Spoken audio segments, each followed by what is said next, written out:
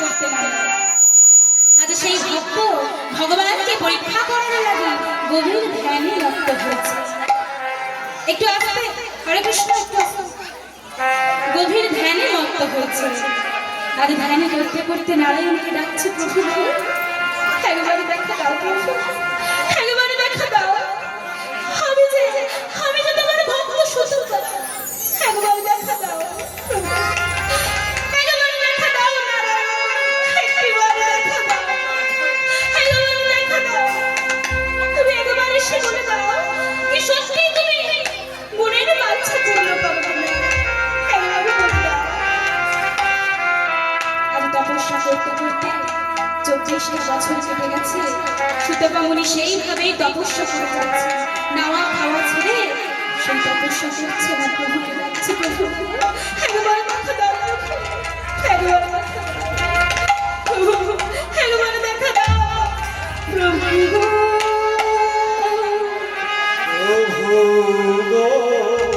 দেখা দাও প্রভু,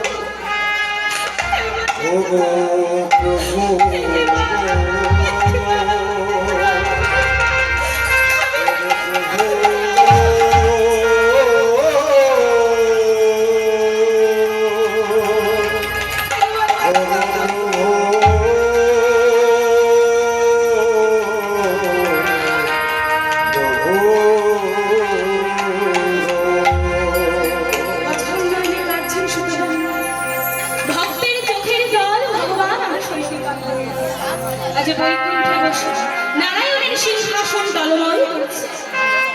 তিনি যে ভক্তের ভগবান, ভক্তের চোখের জল আর সইতে পারলেন না, ভক্তের আকুল আর্তনাদ আর সইতে পারলেন না, অঝর নয়নে কাঁদছে।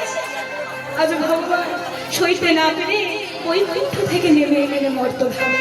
সুতপা, সুতপা, আমি এসেছি, বল বল বল তুই কি বর চাস? তোর ধ্যানে আমি সন্তুষ্ট হয়েছি, তাই তুই যে বর চাইবি তোকে ঠিক সে বরই দান করবি। তুমি সত্য বলছো প্রভু, তুমি সত্য বলছো, তুমি আমার মনের বাসনা পূর্ণ করবে, তুমি আমার সত্যি মনের বাসনা পূর্ণ করবে প্রভু। কাঁদিস না বাবা, ও বল আর কাঁদিস না, তুই বল তুই কি বর চাস। তুমি যদি সত্যি আমাকে বর দাও, একবার ভেবে নাও আমি যে বর তোমার কাছে চাইবো তুমি সে বর আমাকে দিতে পারবে কিনা। কেন ভাবতে হবে সুতপা? আমি তো ভক্তের ভগবান, ভক্ত আমার মাতা পিতা, ভক্ত আমার প্রাণ, ভক্ত রেখেছে বাঞ্ছা চাইতে করুণা। ভক্তের দ্বারে আমি দাঁড়িয়ে, ভক্ত ডাকলেই আমি সহিতে না পারি। তুমি সত্য বলছো, তুমি আমাকে সত্যি বর দেবে? হ্যাঁ সুতপা, তুই একবার বলে দে, তুই যে বর চাইবে তোকে ঠিক সে বরই প্রদান করবো। বেশ, তবে প্রভু দাও, প্রভু দাও, আমাকে বর দাও প্রভু। আমি তোমার ধরনী লক্ষ্মীকে আমার পত্নী রূপে পেতে চাই।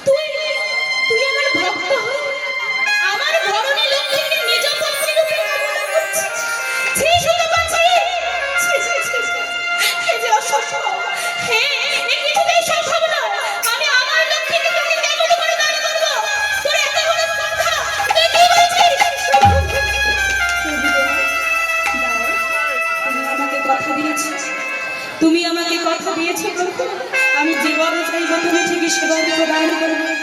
দাও প্রভু, আমাকে বর দাও, আমাকে বর দাও প্রভু। কিছুতেই সম্ভব না, আমার স্ত্রীকে আমি তোকে কেমন করে দান করবো? তুই এ কথা বললিস কেমন করে? তুমি নাকি বাঞ্ছা কল্প করবে, তুমি সকল ভক্তের মনোবাসনা পূর্ণ করো, তাহলে আমার বাসনা কেন পূর্ণ করবে না প্রভু?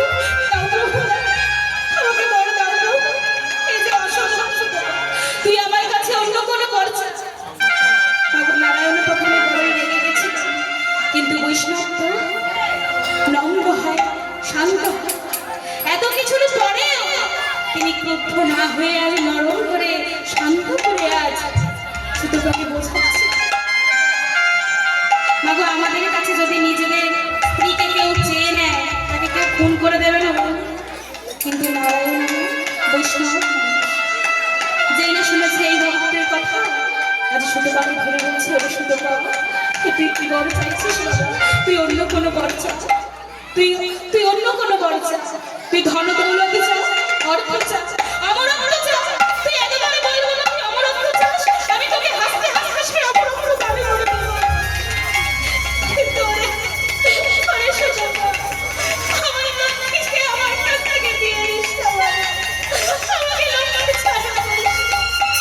ওরে শুধু আমাকে লক্ষ্মী ছাড়া করিস না। তো বাবা কিছুতেই ছাড়ছে না। নারায়ণের চরণ দুটি ধরে বলেই চলেছিল, যাও প্রভু আমাকে বল দাও। এমন সময় না ত্রিভুবন ভ্রমণ করতে করতে আজ নারদ মুনি এসে পৌঁছেছে সেই সময়। আমার নারদের কাজ কি গো? নারদের কাজ কি?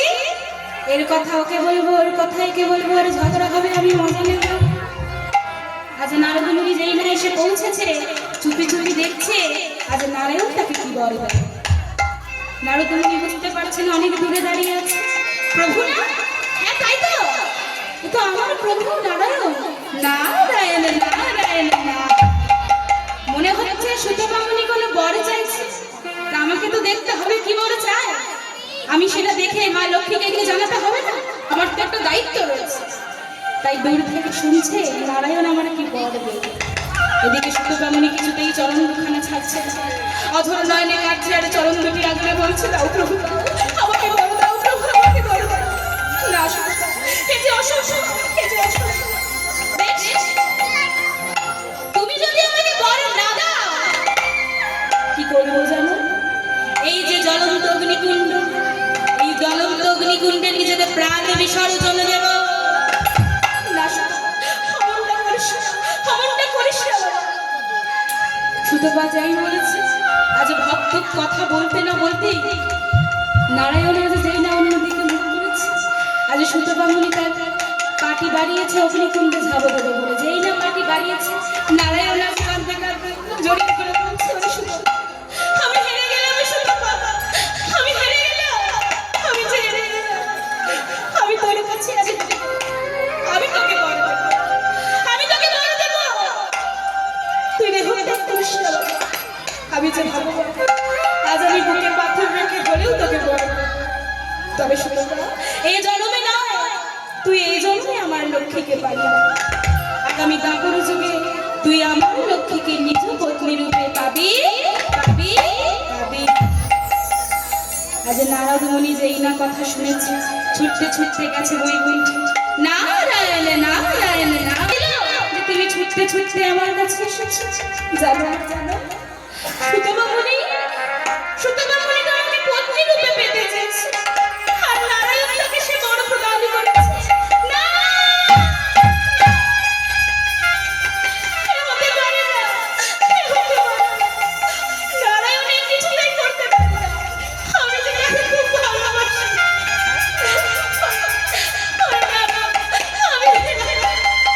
আমি যে প্রভুকে বড় ভালোবাসি।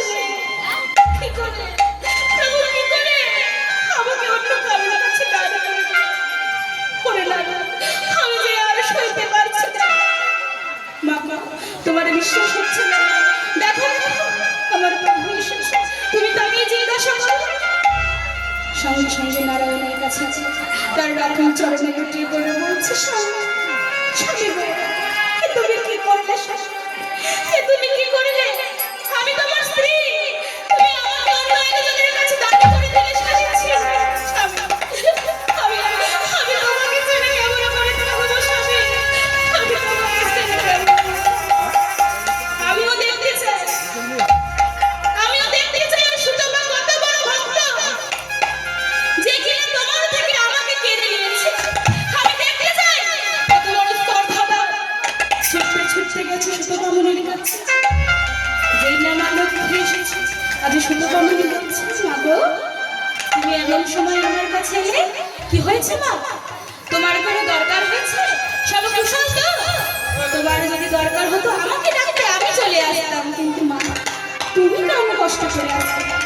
ছি সুতপা, ছি, ছি, ছি। ওরে সুতপা, মুখে আমাকে মা বলে ডাকছিস আর মনে মনে মনে আমাকে কামনা করছিস। তোর লজ্জা করে না? ভাবিস না তোর লজ্জা করে না? তুই কামনা করছিস, তোর মনে কোনো আশা রয়েছে, তোর মনে কোনো আশা রয়েছে না রে মা সুতপা। আমাকে ভুলে বুঝো না মা, আমাকে ভুলে বুঝো না। আমি যে কোনো অন্যায় করিনি। চুপ কর, ধীর ধীরে ধীর। ছি, মুখে মা বলে আমাকে কিনা তুই কামনা করিস। আজ তোকে আমি অভিশাপ দিচ্ছি, তোর এত বড় স্পর্ধা যে তুই নারায়ণের কাছ থেকে আমাকে চেয়েছিস। বেশ, নারায়ণ যখন তোকে এবার দিয়েছে তখন আমার কিছু করার নেই, কিন্তু আমি তোকে অভিশাপ দিচ্ছি, আগামী দাপর যুগে আমি যথার্থই তোর ধরনে হব, তবে তুই নপুংসক হয়ে জন্মগ্রহণ করবি। তোর কোনো পৌরুষত্ব থাকবে না, থাকবে না, থাকবে না। তুমি কি বলছো মা? তুমি কি বলছো? আমি আমার আমার কোনো পৌরুষত্ব থাকবে না। বাবা, কেন বাবা গো? ক্ষমা করে বলো না। বাবা, বলো না। বলো না। ক্ষমা করে বলো না মা। ক্ষমা করে বলো না। আমি যে আর সইতে পারছি না। তুমি কি বলছো? আমি যে কোনো অন্যায় করিনি।